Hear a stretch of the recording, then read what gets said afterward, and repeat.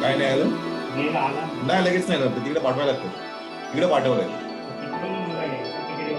ते तो सोमवारी सोमवार मंगळवारी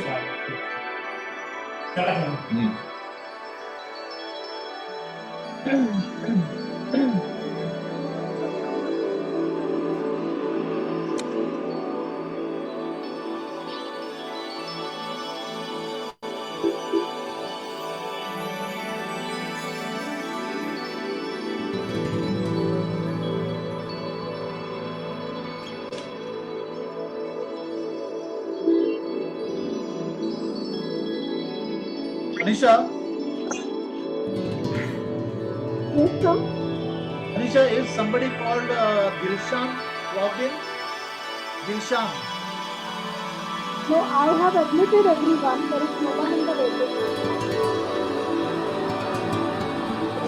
Sir, you can see in the participants list. Suman madam, can you reduce the volume of this music? Is it possible?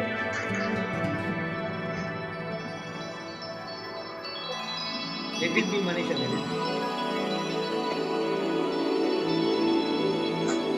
Okay, so we are live on Facebook.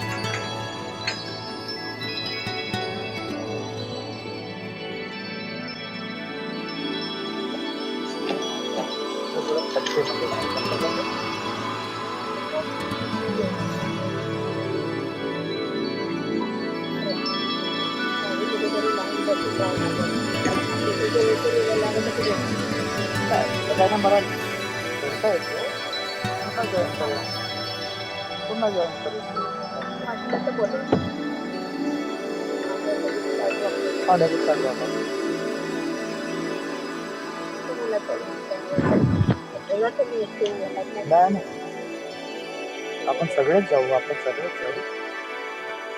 त्याला पार्किंगचं पूर्ण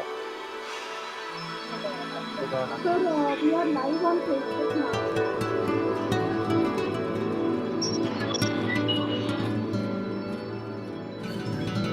So, we can start.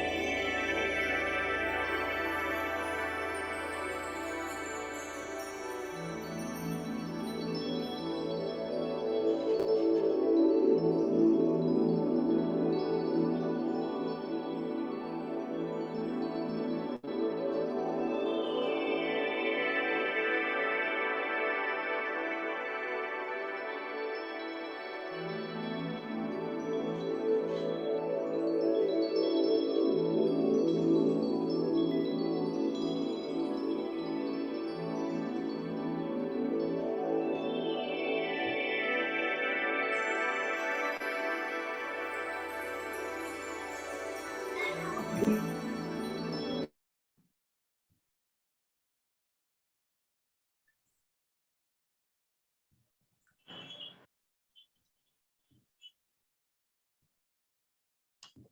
sir, we should start.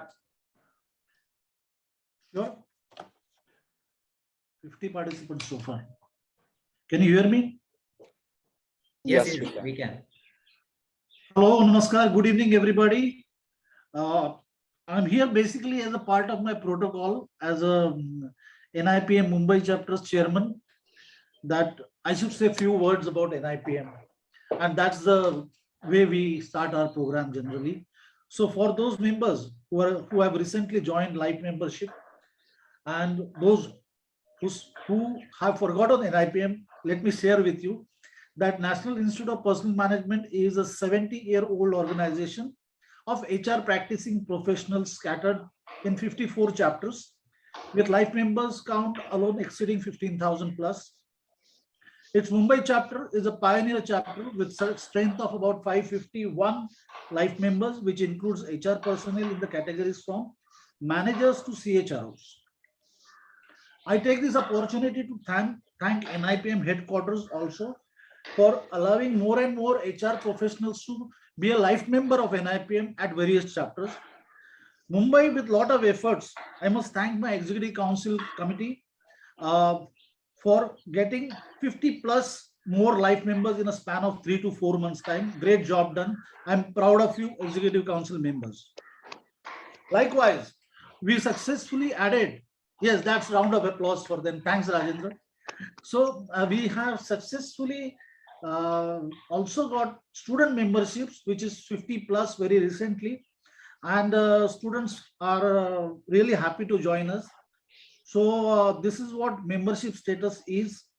I once again welcome them to our fold who are today at their first event as new life members. I'm happy to inform you that we also added some life members. We are in the pipeline to add them to our Mumbai chapter, and shortly they will join us on the group.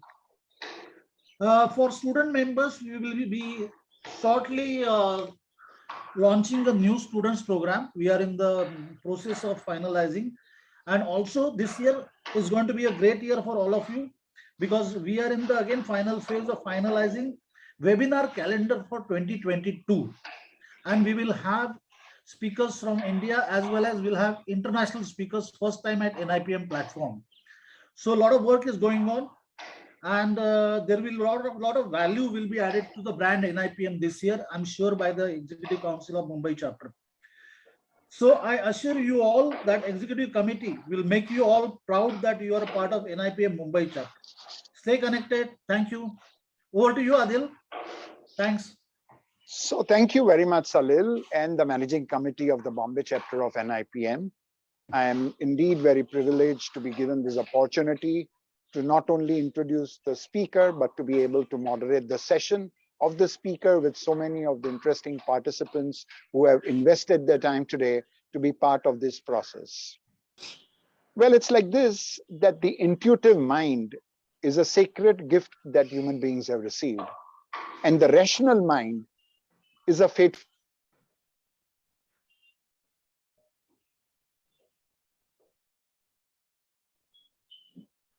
Hello. Yeah, we can. Sorry. We have unfortunately, over a period of time, created a society that honors the servant and has forgotten the sacred gift. This was said by not me, but has been said by Albert Einstein, who was otherwise a rational scientist and a mathematician. Today, we have the pleasure of having amidst us an erudite professional who will be sharing with us some deep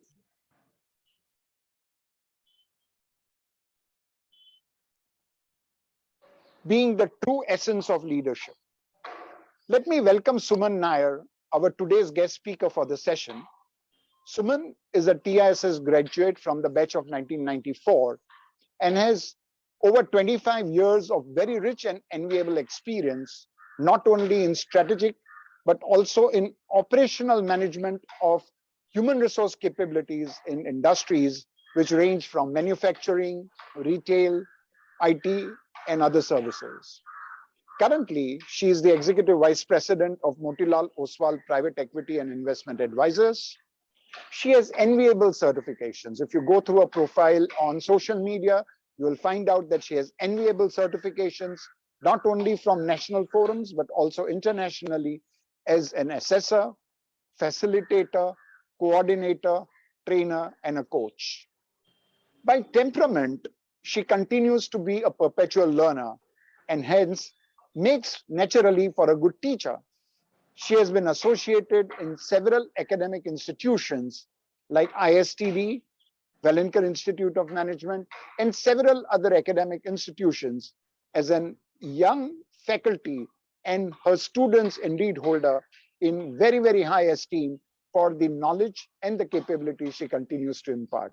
So it is my privilege to welcome you, Suman. And as and when, as a protocol, if there are any questions, please put it on the chat box. I'll be tracking the questions. And the way I will take it on is from the questions that will come, I will pick up some interesting questions, pass it on to Suman, and then we can have a debate so that, the group is able to get the real value of listening to a great professional like you. So thank you, Suman, for agreeing to be with us. I hand you over the session to run it on. Thank you.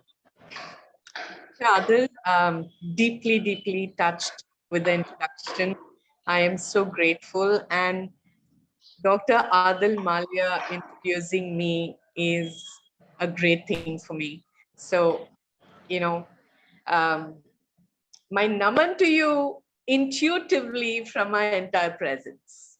Thank you. Thank you so much.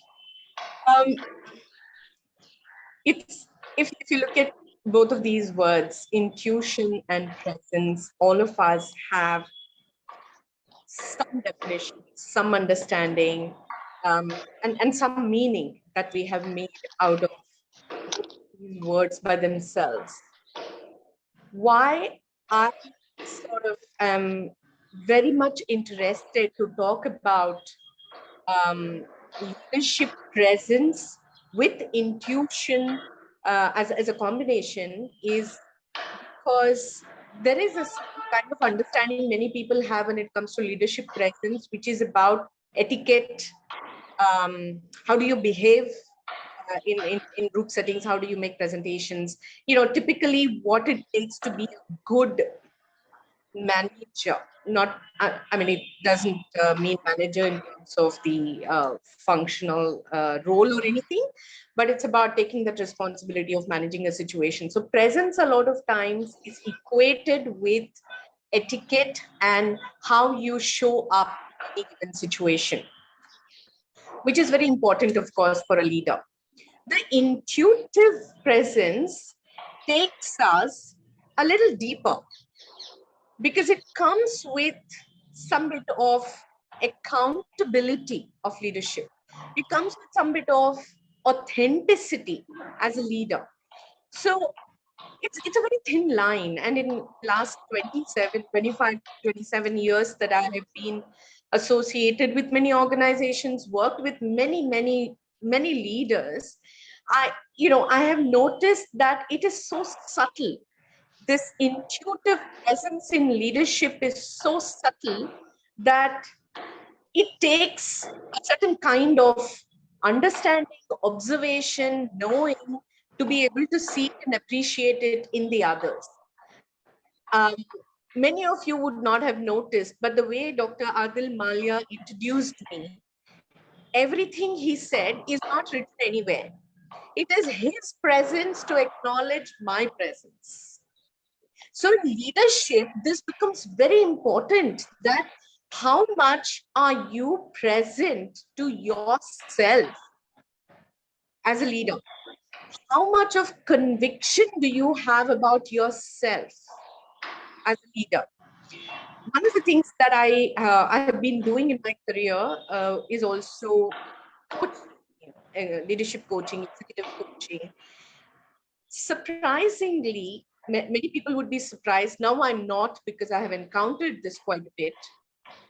A lot of leaders tend to talk about their lack of confidence when they're being coached. They talk about how sometimes they are unsure or uncertain about the decisions that they are making. A lot of them tend to reflect later in terms of, I should have done that better. There's a great learning involved there, by the way, if we are able to introspect and reflect later to see if I could have done it better. But if it is leading to any kind of self-doubt, then it's something that needs a bit of attention when it comes to leadership. Because what is leadership? Is it a role? Is it a title? Is it a designation? None of these. None of these. Leadership is who you are, what you do, how you do, and most importantly, why do you do a few things in a certain manner. So leadership is very, very close to who I am as an individual. Hence, in that context, it becomes a little important to explore, who am I being as a leader? So when it comes to presence, there are two perspectives to presence. One perspective to presence is how others are perceiving me, how others are perceiving my presence. How do they see me, right? And that can be also influenced by their own meaning making, their approach to life, the way they define relationships and all of that. Fair enough. But the other perspective of presence is, what do I want in terms of perception from others? How do I want to influence this perception that is being built without being extremely, how do I say, or continuously thinking about it or manipulating it in any way? It is just about knowing. It is just about knowing, who am I being in this situation as a leader?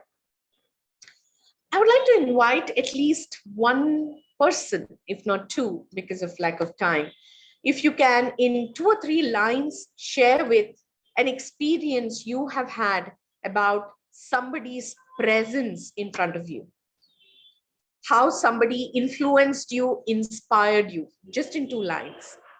Anybody wants to share? So I have muted everyone. If anyone wants to say something, they can raise their hands and I will unmute them. Yeah. Something you have seen or your own self where you felt thrilled that you were able to influence or inspire somebody. Anybody?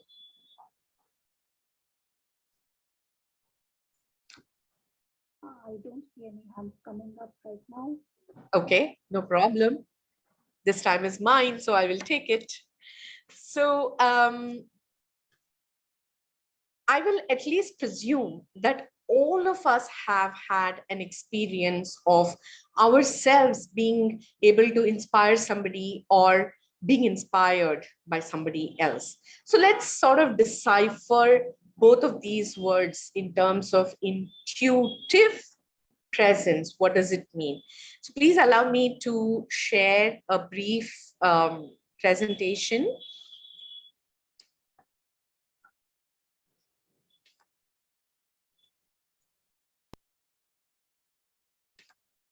I hope you can all see the presentation. Yeah. Okay. So I have called this from me to be. So what that means is, there's a slight difference between focusing on the me. It's about, what's my title, what's my status, who am I, which company do I work with? All of that can also be part of the me. And nothing wrong with it, of course. But when we are looking at leadership, we are also shifting from the only me as socially defined or personally defined to being the be.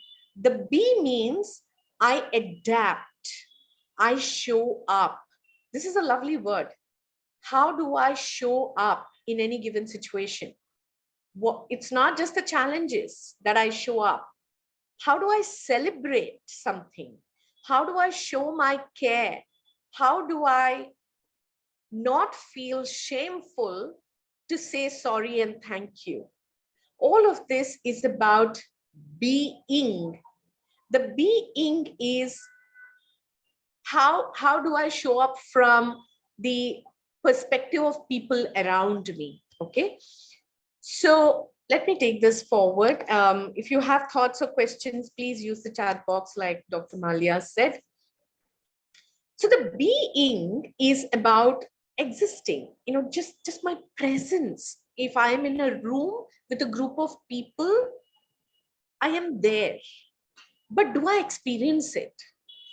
A lot of self-awareness tools, there are a lot of self-awareness tools, but one simple exercise to experience this is wherever you're standing as a leader, do you feel the ground below your feet? Do you pay attention? And it's not about constantly watching where you're standing, but do you just once when you enter that room, feel the ground under you? That's where you are sort of acknowledging your existence, that you are there. Okay. And after you acknowledge your own existence, how do you sort of look at people around you? Do you acknowledge? And this acknowledgement is not about saying a hello or a smile or whatever, but you acknowledge the presence of the others, that they exist in this meeting, they exist in this room. How many times you have experienced, I have, so I'm sharing this, that you have experienced that you're sitting in a room and somebody is speaking to you, not with you, and they're seeing through you, that you don't exist in that room.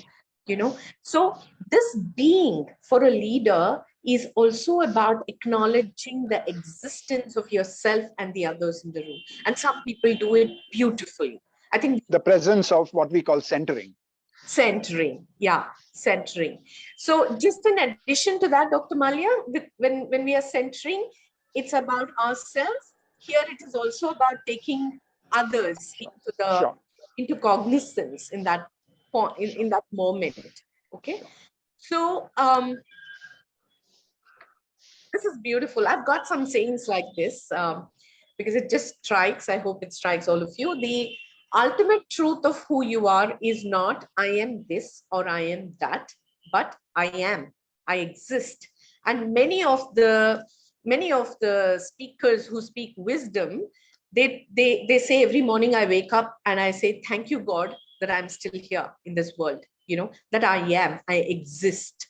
So leadership is about existence.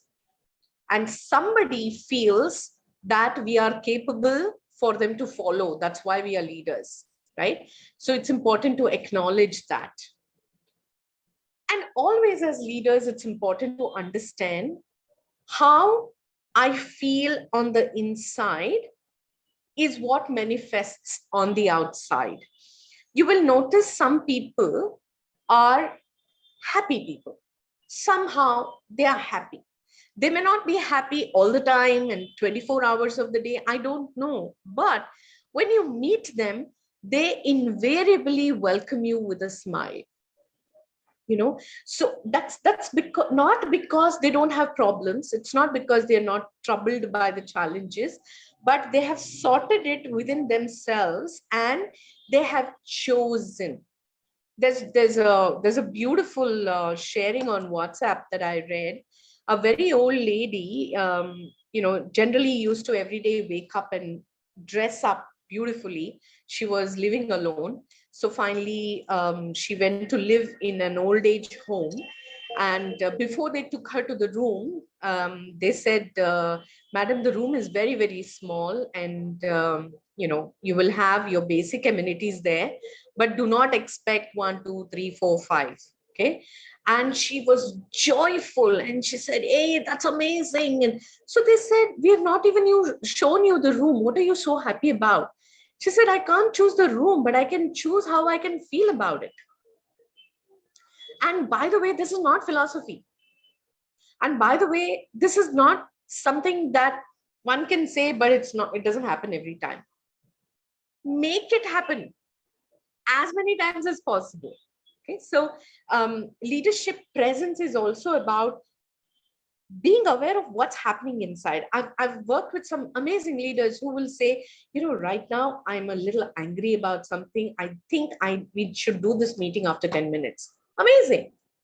Nothing will happen in those 10 minutes. At least the leader has sorted something deep inside that they're angry about.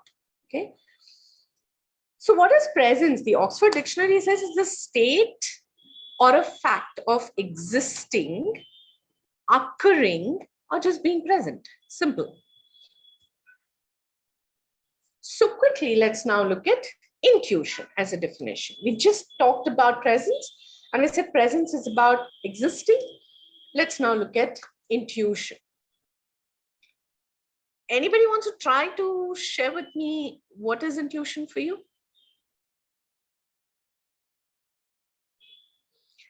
I'm still trying. Dr. Malia, you're on mute.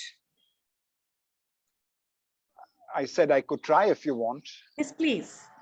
So according to me, intuition is the ability of a human being to know something without using analytical reasoning, philosophy, evidence, arguments, reasons, logic, or any definitive senses. And it is about getting to know the answer without using any of that. The inner prompt that gives you the answer. Beautiful. Beautiful. It's about the knowing. It's Ma'am, even I would like to just give you a short answer. May I? Yes, please. Yeah. So, ma'am, I feel intuition is also somewhere connected to your conscience, number one. And secondly, it is your straight away your gut feeling. Jise bolte na, this is what my gut feels. That's also kind of an intuition because, like, Adil sir said, there's no logic, there's no analytics, nothing. It's just like what you feel just comes out, So I think it's connected to your conscience and your gut feeling. Thank you. Thank you very much. Thank you. So intuition is just about knowing, and that knowing comes with a belief, a faith, a trust starting with ourselves as leaders. Okay, but the definition is saying this: the feeling or understanding. Intuition is a feeling or understanding that makes you believe or know that something is true without being able to explain why it is true. Why it is true. So a lot of people use intuition in the context of hiring. They say at a gut level, I know this candidate is good, but don't ask me for data. Because that's something that they believe, that's their truth. Okay. So I went and looked for what could be the meaning of presence in Sanskrit, because so many of our own people traditionally have practiced presence. So the word I found, please pardon me if there are other words, I'll be happy to learn. This is what I found. The word I found is upasthiti. And if you break upasthiti as a word, upa, again in Sanskrit, is above, and sthiti is everything. And when I looked for sthiti, there were many words that came up, but something that completed the meaning for presence is everything. So what that means, this is the meaning I made out of it in the context of leadership. A leader who is present above everything else, so will not get disturbed by much of the trivials around. He's able to look at a futuristic kind of a situation, can build a vision, and all of that to happen, one needs to be above everything else. That's also the meaning of presence that I found. Let's put these two together now, intuitive and presence. I am slowly heading towards how do we make it practical? How do we use it? Okay. So if you look at intuition, a lot of us tend to associate intuition with our gut. But it's not a standalone, no? I mean, we are like a complete entity. And the gut or the intuition is also the result of a lot of things that has happened to us over a period of time also. You know, somebody may ask me this question, but you know, a small baby, you know, intuitively also can feel the presence of mother. But the baby was in the mother's womb and already has experienced the mother. So mother is not new. So for the intuition to happen, these three have worked together already, the head, heart, and the gut. So the head has analyzed, rationalized things and experiences. The heart has actually felt in those moments, emotions. And the gut, again, has, you know, sort of qualified the experiences and feelings to make it our own. So all these experiences have stayed with us, and it has become like a story, a script, if I may. So that's what is sitting in our gut. That's why it's difficult to actually give a rational reason a lot of times, because it is a story, it's a narration. And it's a lot of times it's difficult to sort of put words about why you believe something so strongly. When all of these three combine, the head, heart, and the gut, look at what happens at every juncture. It brings clarity, connection, and conviction. So the clarity, we all know what it is. Conviction, we know what it is in terms of leadership. Connection is something that the whole world today is putting focus on under the umbrella of emotional quotient, under the umbrella of people engagement, relationship management. All of that comes under connection. So it's important as a leader who's practicing intuitive presence to be mindful of these three things. Is there clarity in what I'm doing, what I'm saying? Is there a conviction that people can see when I say I know or when I say I don't know? And the big one is connection. Do I feel what the other person is feeling in this moment? Can you please show me? Suman, sorry, 1 second. There is a question floating around. Yeah. That how do you convince the top management, because you have been in critical positions, to support your intuitive decisions if arguments, evidences, philosophies, and reasons are not available to you to back up what you are saying to the top management? Okay. I'm going to attempt responding to this question basis of only my experience, but I'll be open to learn from the others. This slide is the answer for that. So when you are presenting some information, is there a clarity, even if it is your reason for doing something or your reason for that decision, is there clarity in it? You know, a lot of times when we don't have the clarity, we fumble. We don't speak with authority. And even sometimes when I say, I know what I'm talking about, do people see my conviction? Do I show my accountability by saying that my data points are these, which are not facts, but it is my experience? And I've had so many such situations. You know, when I used to run assessment centers for senior leaders, development centers for senior leaders in some organizations, I would always be, the data will be rejected saying, I don't agree with your score, Suman, because this guy is the best we have. How can you say that he's not good on certain competencies? especially when it came to relationship management, leadership, etc.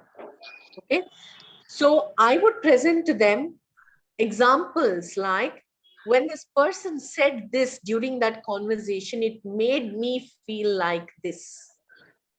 It's important for you how your people feel when they go through an experience like this.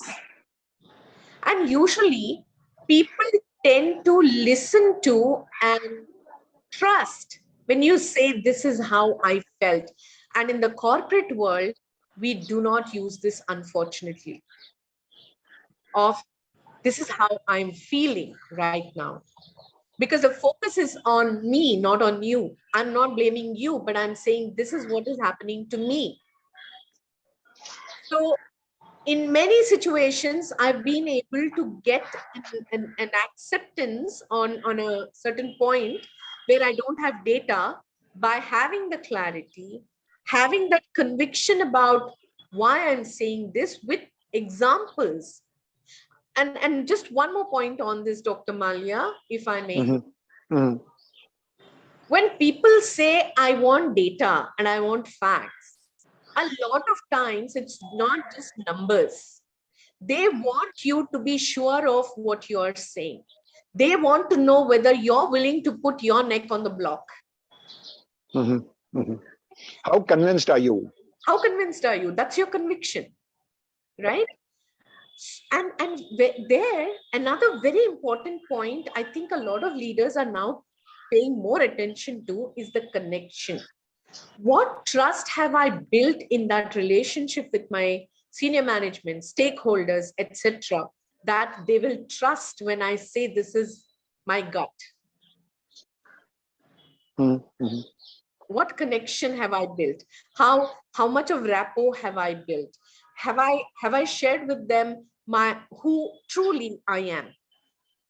So, Suman, you are working in an organization which deals with raw data and everything is analytical, logical, reasoning, market analysis. Are you able to provide your management that kind of a judgmental call on basis of your intuition? The reason that I was hired was for this purpose, that I should be able to bring everybody's attention to the need of intuitive presence. I mean, we didn't use those words, of course, but it was about how can we make everybody experience what it is to be human. That's a wise leadership, I must confess. Oh, it is. It is. I work with some great leaders. Yes. So, please go ahead, proceed. Thank you. Okay, so this is a very important slide. If anybody has a question in your mind about how do I actually practice intuitive presence, these three skills: conviction, clarity, conviction, and connection. Okay.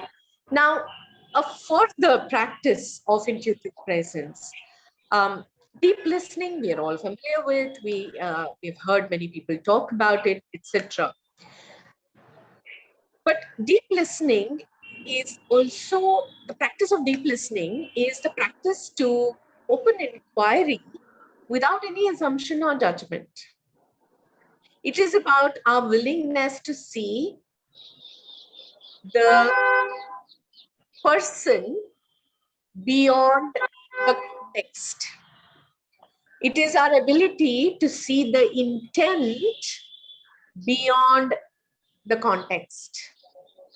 And a lot of times we will not know. I mean, we don't have our six senses high or whatever to know the intention of the other people. That is why the open inquiry, my ability to ask rather than tell, my ability to ask questions, explore, etc. The second aspect is mindful speaking for intuitive presence. If you look at this picture, it has so many things within this picture. And a leader who practices intuitive presence will consider everything in the picture while having a conversation. And practically speaking, they will consider the person sitting in front of them, starting with themselves, of course, as a leader. Who am I being right now?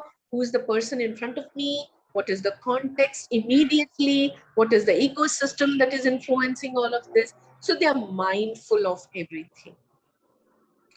And simply, they're also mindful about, am I saying what is necessary to be said? Am I saying what is helpful for both of us in the conversation? Okay.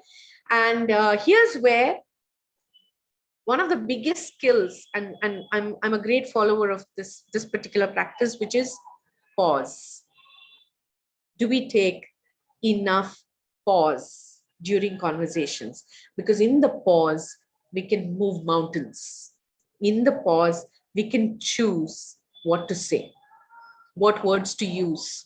In the pause, we can actually observe what's going on with the other person. What is the body language? What is the expression on their face?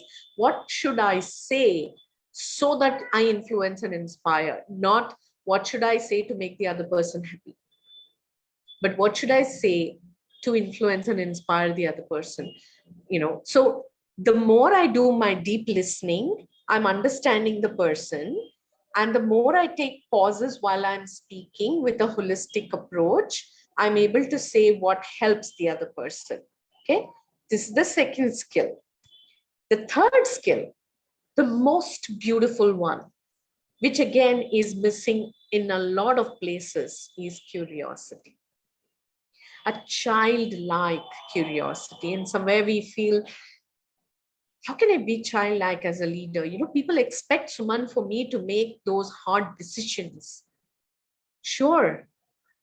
When you practice curiosity, that decision will be a joint decision, a co-created decision. The participation of people will make you the leader. Your decision will not make you the leader.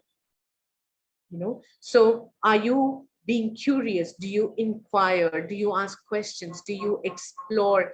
How many times when we meet people, we are talking about ourselves rather than wanting to know about the other person? Okay, so in terms of practice, these three skills actually can help and take us a long way in being an intuitive leader. Okay. Suman, a question going around is Yeah. that if your intuitive call is actually contradictory or absolutely in opposition of what knowledge-based, logic-based call is about, should you still continue to take an intuitive call? We are talking about all of this in the context of leadership, which means that you're not alone when it comes to taking these calls or making these decisions. And what But the final responsibility is still yours. It's yours, right? But you cannot do it in the absence of others' participation, right? So that is where your connection, clarity, conviction comes in getting people to walk with you on that call, on that decision. I'm not saying 100% every single time. That's a journey, for all of us. Sure. But the whole point is, may I invite all of you to walk in that journey of awareness about how am I doing all of this as a leader? Sure, makes sense. Thank you. Thank you. So this is what I wanted to share in terms of what it means, the presence and intuition. How do we combine it together? And some basic skills one can use and develop as a daily practice to strengthen our intuitive presence. I'm sure all of you are familiar with the book written by James Clear about practice. I don't recollect the name of the book. So small steps. So I just want to share with you some of the ways I developed some of these things for myself. One simple thing to do is, suppose I need to strengthen my curiosity, I just take a plain A4 sheet, take a marker pen, write curiosity, put it up in front of me at my workstation. And what that makes me do is, during the course of my doing my job, it reminds me and it says, are you being curious? Or are you listening deeply? Whatever it is, empathy, for example. Or are you feeling your feelings? You know, so this is one way it has helped me and a lot of people I've shared this with. And this is not something I figured out. Many people do this already, but it's an amazing tool to start your practice. Second is, in many of the mobile phones, instead of numbers as password, you can put words if you want to try that. I hope all phones has that facility. So suppose you want to develop curiosity or explore, make that your password. There is a theory about a few days that you do something. I'm not giving the exact number because many theories are floating, 21 days, 48 days, whatever. But whatever is your capacity to develop a practice, notice that, study that, pay attention. Intuitive presence is also about, are you paying attention to your own learning and growth as a leader? And Suman, So with that, developing intuitive passwords will also help you to protect yourself against digital hacks. They can't ever imagine, right? yes, yes. Wonderful. Suman, a question that is going around is, can you give us a live example of you having used intuitive in a real-time situation to share with the participants? I'll be happy to do that. And I'll take very little time. I'm stopping sharing because my slides are done. I'll keep this very, very short. This is also where I became mindful of this practice, by the way. In my consulting days, Clifford, thanks. Atomic Habits is the book. Thank you very much. In my consulting days, we were bidding for a project with a large cooperative bank, and we were invited to meet the chairman of the bank. We went there at about 5:30 in the evening, and we were called inside at 8:30 p.m. And by then, they had met about 14 other consulting firms. They were exhausted, and the chairman looked up and he looked at me and he said, "Hey, kaun hai?" You know. So I didn't even have my laptop or slides to showcase anything during that meeting. He said, "Madam, I don't have time. If you want to just take 2-3 minutes, just share whatever you want to say." I don't know what happened in that moment. I think it was my conviction. I said to him, "Sir, can I use a whiteboard?" There was no whiteboard in that room, so they had to shift to another room and all of that. I could see that irritation, but it was important for me to share with him what we have to offer, because it was a business. I couldn't let go. So we went into the other room, which had a whiteboard. There were 8 of them sitting. He said, "Madam, 5 minutes." I looked at my colleague who had come with me. I said to her, "Please keep time." I just went to the board. I drew a particular concept. I follow Simon Sinek very ardently. So I used the golden circle and I shared with him, this is what we will do. External will do this, internal will do this. And this is what your organization needs and not what you're looking for. 3 minutes, my presentation was over. I just looked at my colleague and I said, "Ho gaya, time?" She said, 2 more minutes. It was really very filmy, but this is a true experience I have. The chairman stood up, shook hands with me, and said, "Madam, tomorrow come and sign the papers." And that project was almost 80% of income of about 5 years for the company. And later, when I just sat down, I journaled. So when I was writing down, it just struck me that what happened that day is not my experience.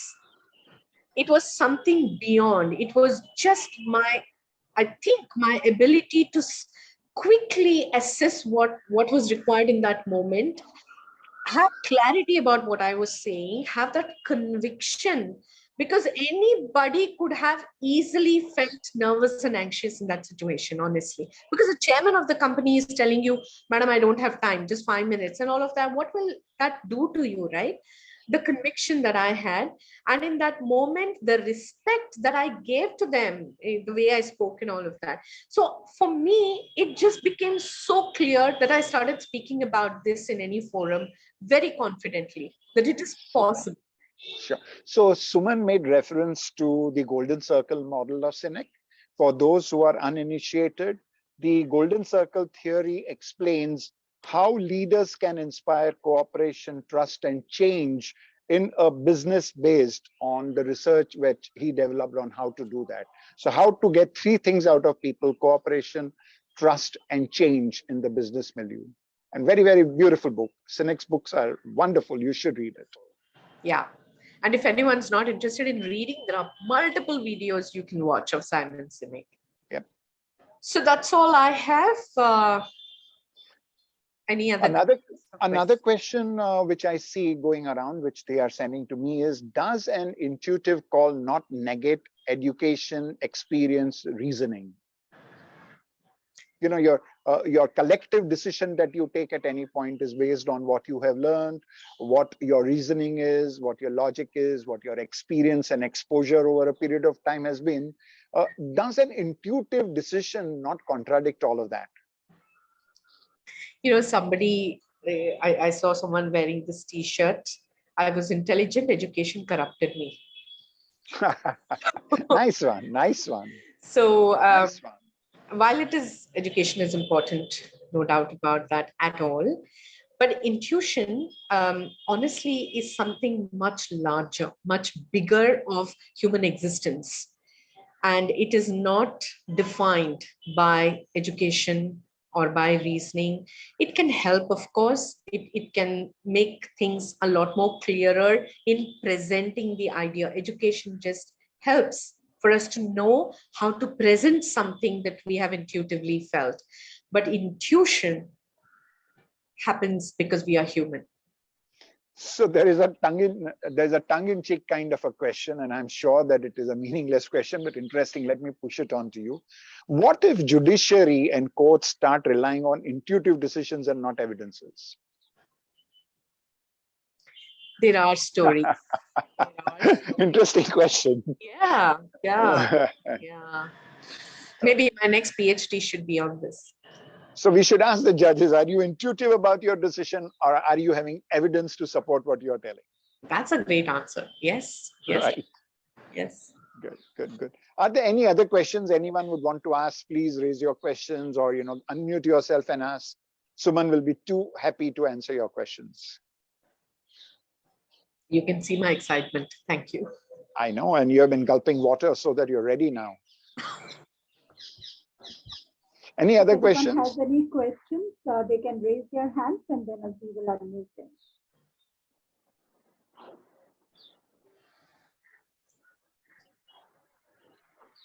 Curiosity. I know, we need to give t-shirts with curiosity written on them to all our members. Suman, how did you get into this? What is your personal experience? How did you get into intuitive concept? Like I was mentioning, after this experience that I really shared, I had a speaking opportunity, and they were asking me, what would you like to talk about? And I really wanted to talk about this, but I said, what is it? How do I know? So I started reading some books on intuition, I'm trying to recollect the name of the author. She's very, very good on intuition.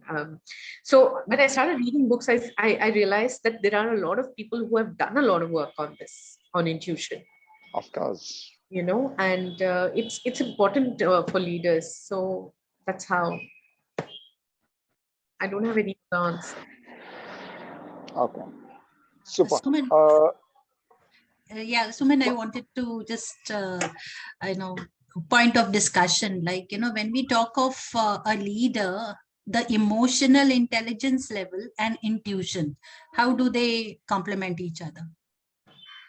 It's a beautiful question, Professor Aruna. Emotional intelligence is an important aspect. Intuition is a little more larger. So for intuition to play, emotional intelligence is necessary.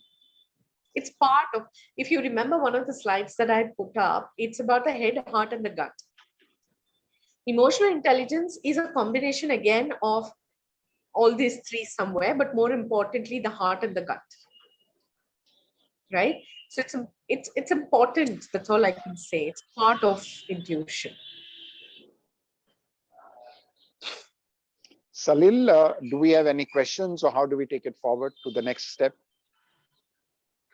Sorry, I think no one has got any other question. Clarity is there of entire topic. We can move on to Mr. Deshpande to sum it up.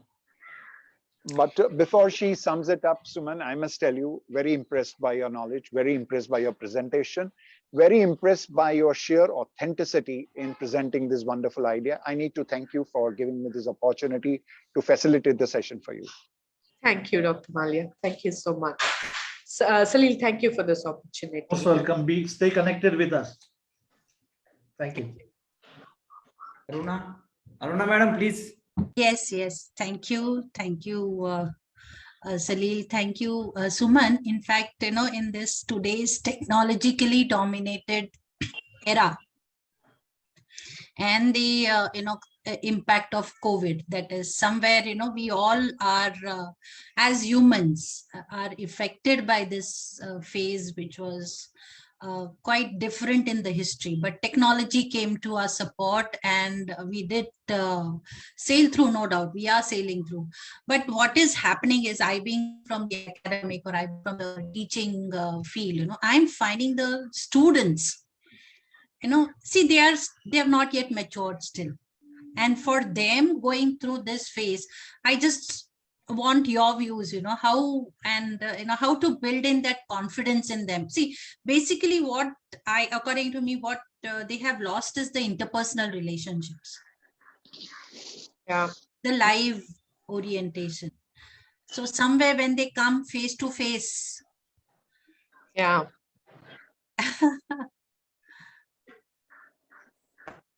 I look at it a little differently. They have not lost the interpersonal relationship, but the people with whom they have the interpersonal relationship is different from us as parents. So we believe, or teachers for that matter, they do have interpersonal relationships, but it's just targeted very differently. That's all.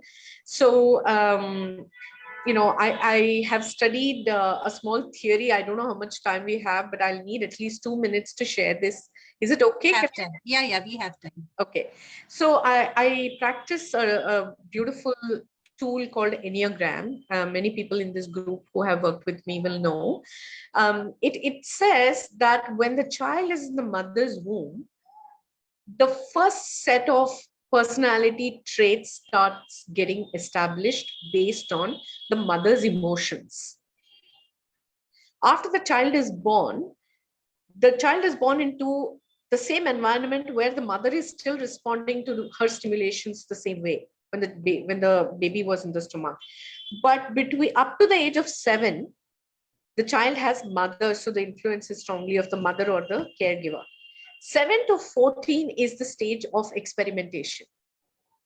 So everything that they have seen in the first 7 years, they will go and experiment, which is why you will find a lot of children of that age steal money from father, mother's wallet, because they just want to see what happens, go and steal one kiss with somebody, have a little bit of alcohol, do a little smoking. And so that's an experimentation to see what happens. And that's also the stage when the parents' reaction further makes them decide what life is all about. Okay. So 14 to 21 is also the college going in, all of that, right? That's where there's a certain consolidation that happens based on what they have tested in the earlier cycle of 7 years, right? This consolidation brings what we call the competencies of the person sort of get solidified. So by 21, the person is now ready for the world. And this is also the stage of college. Okay. Here, if they get a little bit of direction, here if we don't teach them, but help them learn. I'm sorry, it seems very jargonistic, but there is a difference between teaching and helping them learn. Okay. And essentially what I think is missing is that relationship with the teachers. Okay. So 21 to 28 is where people again get lost a little bit because their focus is then job and marriage and buying the car and everything else. This is a beautiful phase, Arunaji, that we have if we can influence. Yeah, perfectly. So, but I was in that phase of, offline to online and, coming phase. For us also, it is different. And 2 years is not a not a short time. Yeah. By the way, thank you very much, Suman. Aruna, some more questions are coming, I think. Okay. Can I, Adil, are you taking it or should I go ahead with the questions? No, one sec. I think Bonish Gulati has to ask them. Please take over. No problem at all. Sir, continue, sir. Continue. I have responded. Okay. For the question. And I knew you would ask this question, Bhavnish. Okay, so tell us what has worked for you and why it has worked for you. I heavily depend on intuition. If she said otherwise, I would have come out from the screen fighting with the lady. I heavily depend on intuition. Logic has its place, of course, but I will, my journey is not to compromise on my intuition because logic has to be held high in any situation. I will not compromise on my intuition because logic has to be held high. But that's a struggle, surely, but that's what I choose as my journey. Suman, let me also tell you, I have been in many senior leadership roles in my corporate career and otherwise. I have seen that great leaders become great only when they follow their intuitive prompts a little more than their logical answers. And probably we try to substantiate it with logic. Yeah, but that's what I'm saying. So why do we put logic and intuition on two different ends of the spectrum? Intuition is logic by itself. Yeah. Thank you, Suman. Thank you. Thank you. This was awesome. Great conversations. Thank you, Dr. Malia. Thank you. Aruna, madam, please. Yes, sir. Thank you very much. Okay, so here we come to a very nice and an illustrious plus a very crisp session. Perfectly, given the, the distinction between the logic and the intuitions and, from being me and that presence, of ourselves is very, very important and very well said, from me to be. Thank you, Suman, madam. It was a lovely session. And that, the feeling of existence in the role when you are interacting, of course, matters a lot. Of course, now I take this platform to thank Mr. Rajendra Taude. He is the one who brought you here with at the Nipm Mumbai platform, and on behalf of Nipm Mumbai platform, I thank you, Rajendra sir, for bringing Suman. And I'm a part of a team, Arunaji. Yes, sir. Thank you very much.